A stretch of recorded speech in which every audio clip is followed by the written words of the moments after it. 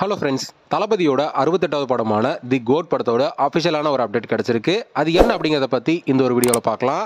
அதுக்கு முன்னாடி நம்ம சேனலை இன்னும் சப்ஸ்கிரைப் பண்ணலாம், சப்ஸ்கிரைப் பண்ணிக்கிங்க.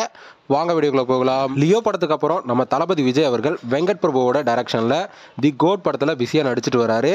இந்த படத்தோட ஷூட்டிங் சென்னையில் விறுவிறுப்பாக நடந்துட்டு வருது. இந்த நிலையில் தி கோட் படத்துக்கு கேமராமேனா சித்தார்த் அப்படிங்கிறவர் தான் ஒர்க் பண்ணிட்டு இருக்காரு. இவர் கேப்டன் மில்லர் படத்துக்கும் கேமராமேனாக ஒர்க் பண்ணியிருக்காரு. கேப்டன் மில்லர் படம் பொங்கலுக்கு ரிலீஸ் ஆக இருக்கிறதுனால அந்த படத்தோட ப்ரமோஷனுக்காக ரீசெண்டாக இன்டர்வியூ கொடுத்துட்ருக்காரு.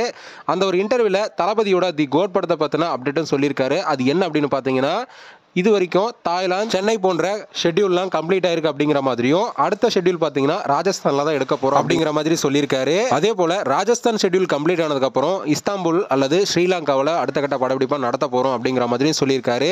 இப்போது ரீசெண்டாக சென்னையில் ஒரு சின்னதான ஒரு ஷெட்யூலை நடத்திட்டு இருக்கிறதாகவும், இந்த ஒரு ஷெட்யூலில் நம்ம தளபதி விஜய் அவர்களோட சேர்ந்து மீனாட்சி ஜாஜி அவர்களும் நடிச்சிட்டு இருக்காங்க அப்படிங்கிற மாதிரியும் பார்த்தீங்கன்னா அவர் சொல்லியிருக்காரு. ஓகே ஃப்ரெண்ட்ஸ், இந்த ஒரு தகவல் பற்றி உங்களோட கருத்து என்ன அப்படிங்கிறத மறக்காமல் கமெண்ட் பண்ணுங்கள். இந்த வீடியோ பிடிச்சிருந்தா லைக் பண்ணுங்க, ஷேர் பண்ணுங்க. இது போன்ற தளபதி பத்தின அப்டேட்களை தெரிந்து கொள்ள நம்ம சேனலை சப்ஸ்கிரைப் பண்ணி சப்போர்ட் பண்ணுங்க.